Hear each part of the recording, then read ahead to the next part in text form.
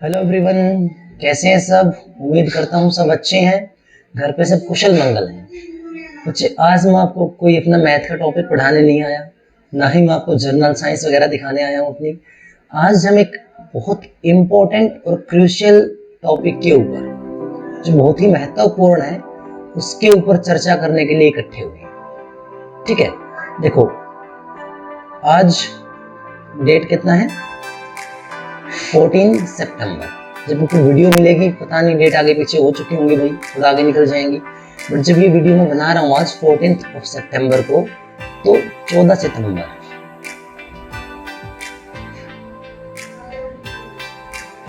ये हमारा हिंदी दिवस मनाया जाता है,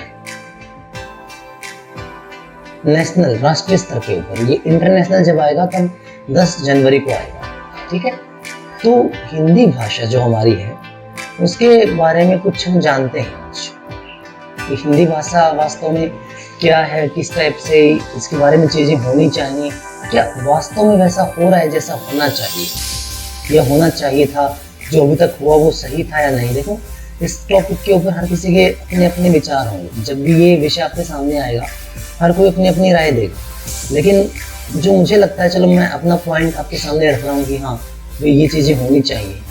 अगर वो आपको अच्छी लगे, जेन्युइन लगे, आपको लगे कि हाँ सर ने जो कहा वो सही है, तो आप उसको आगे जरूर बढ़ाएं। पहली बात तो आप ये जानिए कि 1 से लेकर 14 सितंबर,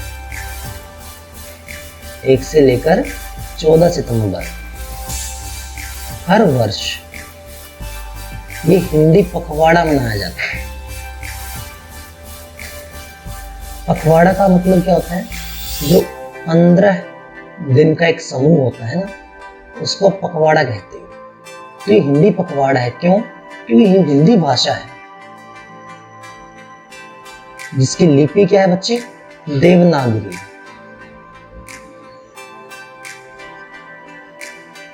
हमारे संविधान में हिंदी भाषा हमारी राष्ट्रीय भाषा होनी चाहिए, नहीं होनी चाहिए या नहीं, इसको लेकर चर्चा हुई थी जो संविधान सभा के सदस्य थे। और चर्चा कब हुई थी, 1 सितंबर से 14 सितंबर तक। तो ये टाइम तब से हिंदी पखवाड़ा के रूप में ही मनाया जाता है। ठीक है, राष्ट्रीय भाषा होनी चाहिए नहीं। तो आपको क्या लगता है, जो ये चर्चा हुई इसका निचोड़ क्या निकला, हिंदी को राष्ट्रीय भाषा बना दिया गया? नहीं। आप मे भी जानकर थोड़ा सा सरप्राइज होंगे, क्योंकि आपने अभी तक यही सुना है कि हमारी जो राष्ट्रीय भाषा है वो हिंदी है। ठीक है, कॉमनली आप यही सुनते हो, पर आपको पता होना चाहिए कि जो हमारी देश, भारत देश, यहाँ कोई भी राष्ट्रीय भाषा नहीं है, कोई भी मातृभाषा नहीं है। भारत विश्व का एकमात्र ऐसा देश है जहां पे ना तो कोई राष्ट्रीय भाषा है, ना ही कोई मातृभाषा है। तो हिंदी क्या है फिर हमारे लिए, बताता हूं। हिंदी हमारी राजभाषा है। हिंदी ना तो हमारी मातृभाषा बनाई गई, ना ही हमारी राष्ट्रीय भाषा बनाई गई। हिंदी बनाई गई हमारी राजभाषा। ठीक है, तो ये वीडियो फिर बता दूं आपको मैं, कोई कंट्रोवर्सी रेज करने के लिए या कोई मतलब इस टाइप का ना, कि आपको पता होता है कि कुछ ऐसी बातें होती हैं जो सबको लगता है कि नहीं यार ये तो ना कंट्रोवर्शियल हो गया, चीजें हिट हो जाएंगी भाई, बहुत आगे चल पड़ेंगी। नहीं, मेरा ये टारगेट नहीं है बिल्कुल भी, ऐसा मैं कोई लक्ष्य लेके नहीं आया हूँ। बस मैं आपको एक वास्तविकता दिखाना चाहता हूँ हिंदी के ऊपर हमारे देश में हुआ क्या है, होना क्या चाहिए था। अब देखो, राजभाषा में और राष्ट्रीय भाषा में क्या अंतर है। एक तो होती है राजभाषा जो कि हमारी हिंदी है, एक होती है राष्ट्रीय भाषा।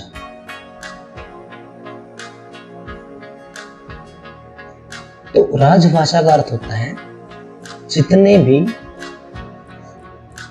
राजकीय कार्य होंगे वो सब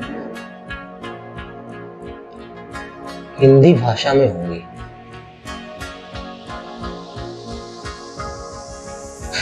और राष्ट्रीय भाषा का अर्थ क्या होता है बच्चे? राष्ट्रीय भाषा का अर्थ होता है कि अब पूरे राष्ट्र में अनिवार्य है इसी भाषा का प्रचलन।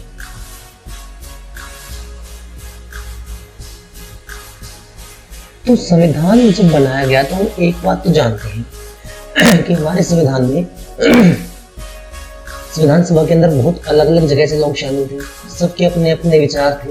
तो उन विचारों में जो चीज निकल के आई, उस कंक्लूजन में हिंदी को हमारी राष्ट्रीय भाषा नहीं बनने दिया। तो हिंदी कहीं भी अनिवार्य रूप से लागू नहीं हुई। हम क्षेत्रीय भाषाओं के अंदर बटे रहे, लेकिन सिर्फ वो राजभाषा बनी।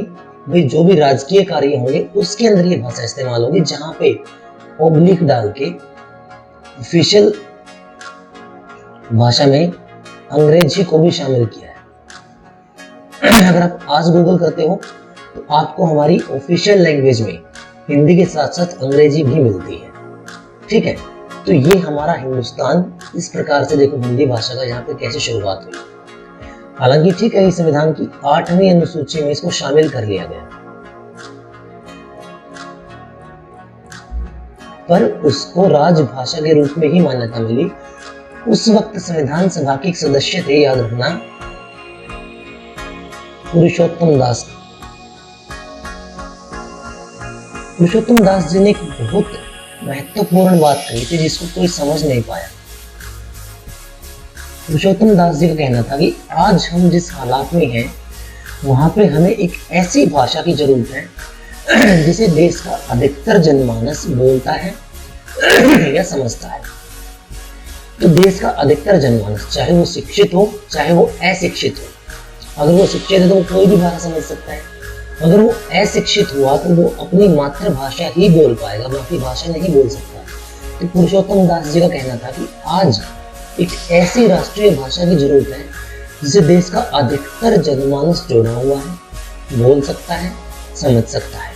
और उनके ख्याल से, उनकी स्टेटमेंट, उनकी ये कहावत भी थी, उन्होंने कहा था खुद को कि हिंदी ही एकमात्र ऐसी भाषा है जो पूरे देश को एक राष्ट्र के रूप में पिरोए रख सकती है। पर उनकी एक कोशिश सफल नहीं हुई और हिंदी को राष्ट्रीय भाषा के रूप में मंजूरी नहीं मिली।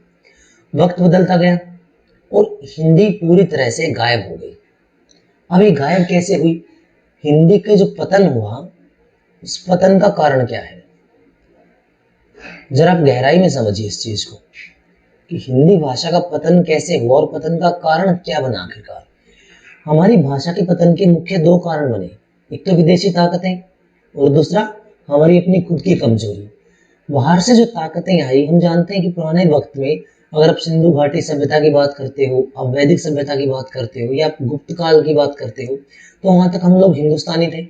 उसके बाद विदेशी आक्रमण शुरू हुए हमारे ऊपर, काफी टाइम तक मुसलमानों का आक्रमण हुआ अरब का, उसके बाद अंग्रेज आए यहाँ पे।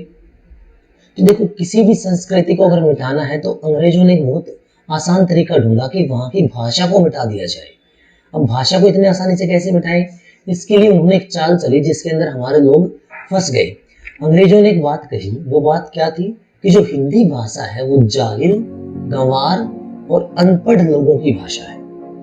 ये मैं नहीं कह रहा बच्चे, ठीक है, मेरे ऊपर कुछ भी ऐसा अरेंज मत करना, मैं सिर्फ आपको जानकारी प्रोवाइड कर रहा हूं जो वास्तव में प्रचारित हुआ था दुष्प्रचार के माध्यम से। हिंदी को खत्म किया गया, दुष्प्रचार क्या किया गया? हिंदी जाहिल, गंवार और अशिक्षित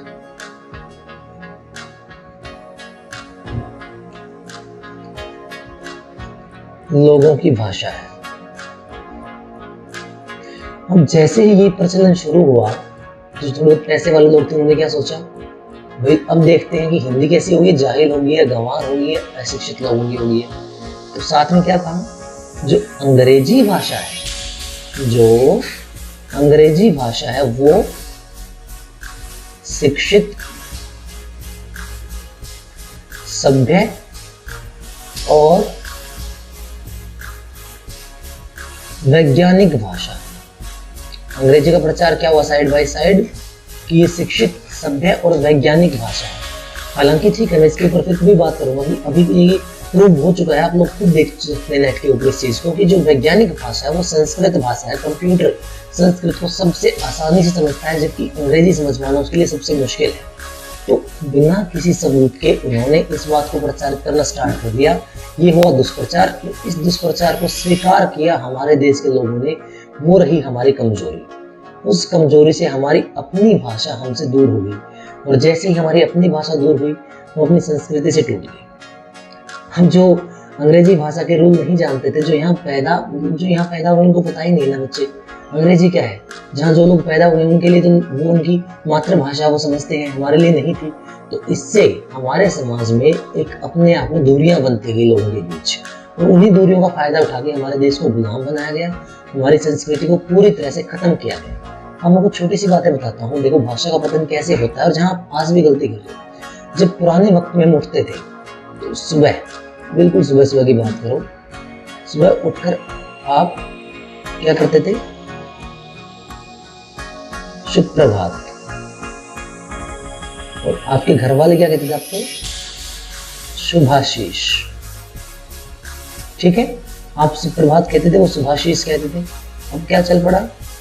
गुड मॉर्निंग, वो भी कहते हैं वेरी गुड मॉर्निंग। ठीक है, धीरे धीरे कैसे बदलाव आए? हम कहते थे जन्मदिन की आपको शुभकामनाएं।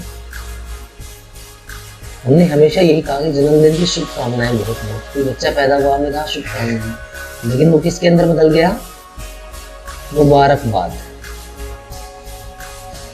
हमारे यहाँ पे दो शब्दों की बहुत इज्जत होती थी, ये मेरा भाई है और ये मेरी बहन जी है। लेकिन आज के टाइम पे अगर आप किसी लड़की को बहन जी कहते हो तो क्या कहती है? यार इसको तो पिछड़ी हुई लग रही हूँ। हाँ, अगर आप उसको सिस्टर कह दो तो वो सुन के खुश हो जाएगी, आपने उसे सिस्टर कहा। लेकिन बहन जी सुन के उसको बड़ा अजीब लगता है। भाई, बड़ा भाई बन रहा है तू। धीरे धीरे गुंडा शब्द की निशानी बना दी गई। पूरी तरह से भाषा के अंदर एक बदलाव लाया गया, जिससे हमें अपनी ही भाषा के शब्द बहुत बुरे लगने लगे और दूसरी भाषाओं के शब्द को हमने अपने अंदर स्वीकार कर लिया, और इस प्रकार से हमारी अपनी भाषा का पतन हो गया। तो ये सब रोकना बहुत अनिवार्य है। ये क्यों अनिवार्य है? आप इस बात को समझो कि हम ऐसे कमजोर होते गए, और इस कमजोरी का आलम यहाँ तक पहुंच गया कि आज स्वतंत्रता के 73 वर्ष बाद भी, स्वतंत्रता के 73 वर्ष बाद भी हमारी ना तो कोई मातृभाषा है और ना ही हमारी कोई राष्ट्रीय भाषा है। ये बड़ी दुखद बात है हमारे लिए, बहुत दुख की बात है कि आज़ादी के 73 वर्ष बाद भी हम अपने देश को एक मातृभाषा और एक राष्ट्रीय भाषा नहीं दे पाए। दिया तो खाली एक राजभाषा, जो वैसे भी किसी के लिए कंपलसरी नहीं है, तो कोई मानता नहीं उसको। जब तक हम इन छोटी छोटी भाषाओं के अंदर, टुकड़ों के अंदर बटे रहेंगे, जब तक हम विदेशी भाषा को अपनी भाषा से ऊपर मानते रहेंगे, हमारे देश का विकास संभव नहीं है। हमारे देश में कितनी आबादी आज अशिक्षित है, वो अंग्रेजी नहीं बोल सकती पर उसको हिंदी बोलनी आती है।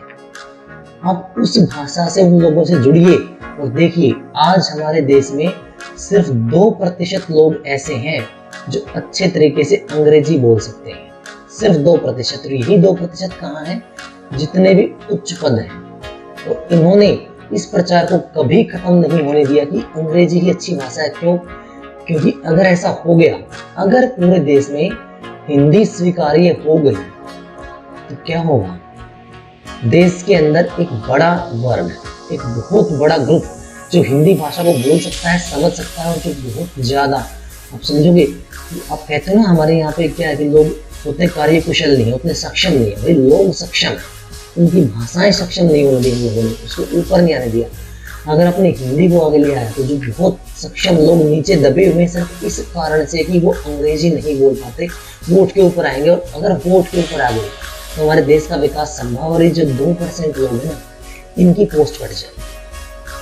तो ये इस डर से हमारी अपनी गुलामी को कभी खत्म नहीं होने देते।